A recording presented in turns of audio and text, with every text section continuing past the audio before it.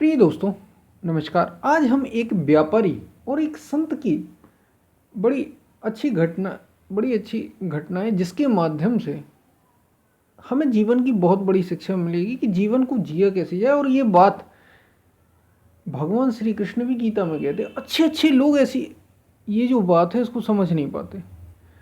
इसी पर हम वीडियो में बात करेंगे। उससे पहले अगर आप चैनल पर नया है तो सब्सक्राइब भी करें, वीडियोस को लाइक करें अगर आपको पसंद आता है, और ज़्यादा से ज़्यादा ऐसे वीडियोस को शेयर करें। पसंद आने पर अगर आपको अच्छा लगता ही है, हम बहुत सारी चीज़ें शेयर करते हैं अपने दोस्तों में या जहाँ भी हम शेयर करते हैं मीडिया, सोशल मीडिया के माध्यम से। तो आप क्यों ना कुछ अच्छा शेयर करें और वीडियो को पूरा सुने तो आप वीडियो का पूरा लाभ ले पाएंगे। हम चलते हैं अपनी वीडियो की तरफ। क्या हुआ, एक व्यापारी था जो बड़ा धनी था। एक बार की बात है, बड़ा धनी व्यापारी था। कुछ ऐसी घटनाएं हो गई कि वो कंगाल हो गया एकदम, यानी गरीब हो गया। और गरीब हो गया तो बड़ा दुखी हो ही जाता है आदमी जब एक बहुत धनवान आदमी हो, बहुत पैसे वाला, और एकदम से कंगाल हो जाए। कुछ घटनाएं ऐसी घट जाती हैं जीवन में, दुखी होकर वो स्वाभाविक सी बात थी। फिर दुखी आदमी कहीं ना कहीं जाता ही है, तो एक संत के पास चला गया। संत का नाम बड़ा सुन रखा था उसने, और उन्हें अपनी आप बीती उसने सुनाई और रोने लगा। तो संत इस पर बोले कि संत को ये बात उसने पूरी बताई कि तुम दुखी हो क्योंकि तुम्हारा, जब सारी अपनी बातें बताई तो संत समझ गए। संत ने कहा कि तुम दुखी इसलिए हो कि क्योंकि तुम्हारा धन चला गया, और यानी तुम्हारा सब कुछ चला गया कुल मिलाकर। व्यापारी ने उत्तर में कहा, हाँ, बस यही मेरी पूरी आप बीती है जो अभी तक मेरे ऊपर बीती है। संत बोले, यदि वह तुम्हारा था तो तुम्हारे पास रहना चाहिए था। अगर जो तुम्हारा चला गया, यानी जो धन, बड़ा धनी व्यापारी था, बड़े बड़े बंगले थे, फैक्ट्रियां थी, उस समय की बात थी, और इतना सब कुछ अगर तुम्हारा था तो फिर चला कैसे गया। जैसे कोई चीज़ हमारे पास होती है वो चली जाए, स्वाभाविक सी बात है कि वो हमारी नहीं है। अब ये सोचने वाली बात है। जो भी चीज़ अगर आपको आज छोड़कर चली जाती है, आपके पास नहीं रहती, कोई उसे चुरा लेता है, कोई उसे ले लेता है, समय उसे छीन लेता है, निश्चित रूप से वो आपकी नहीं है। ये बहुत ध्यान रखिए।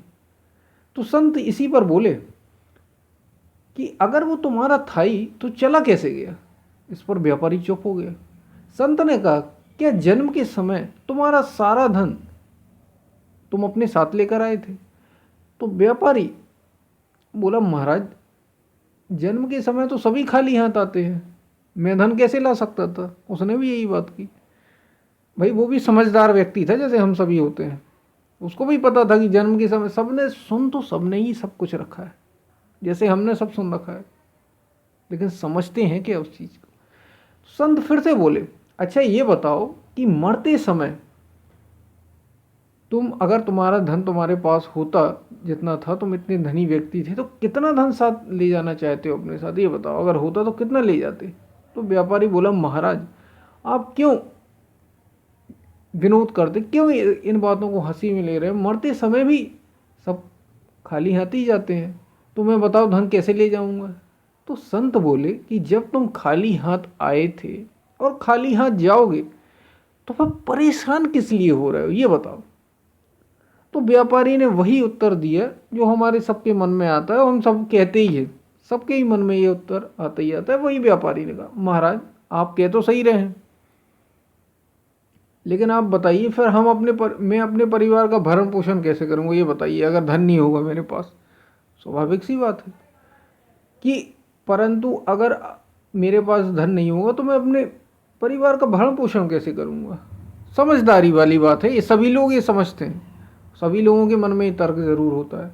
तो संत बोले, तब संत ने उत्तर दिया कि जो ईश्वर सबका भरण पोषण करता है वो तुम्हारा भी करेगा। भाई पूरी दुनिया चला रहे हैं, क्या आप अपनी सांसें चला रहे हैं। सांसें कौन चला रहा है, परमात्मा चला रहा है। क्या पेड़ पौधे को, आप जंगल में पेड़ पौधे उग रहे हैं, सारी चीज़ें तो व्यवस्था हो रही है। मैं ये नहीं कह रहा परमात्मा चला रहा, प्रकृति चला रहा, लेकिन हो रही हैं ये चीज़ें। तो जो सबका भरण पोषण कर रहा है वही तुम्हारा भी करेगा। तो तुम उस पर भरोसा रखो और पुरुषार्थ करो।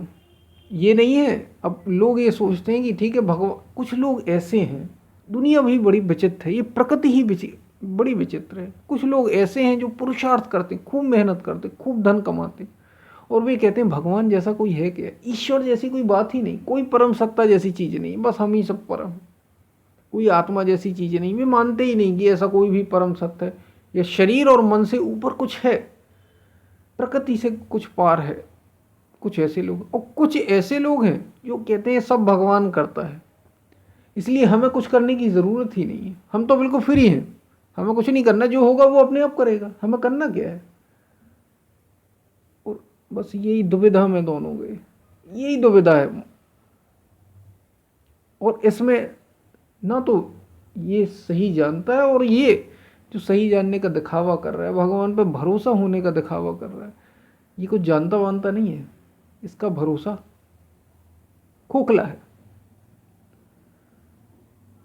तो यहाँ क्या समझाया जा रहा है, यहाँ समझ, जाहे विधि राखे राम ताहे विधि रही है। जब भी ऐसी बात की जाती तो लोग ये कहते हैं कि बस भगवान के भरोसे रहो, करना क्या। नहीं, पुरुषार्थ तो आपको करना ही करना है।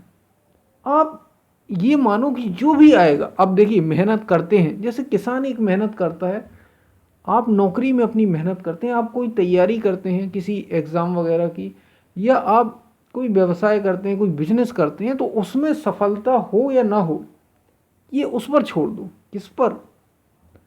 किसी दूसरे पर नहीं।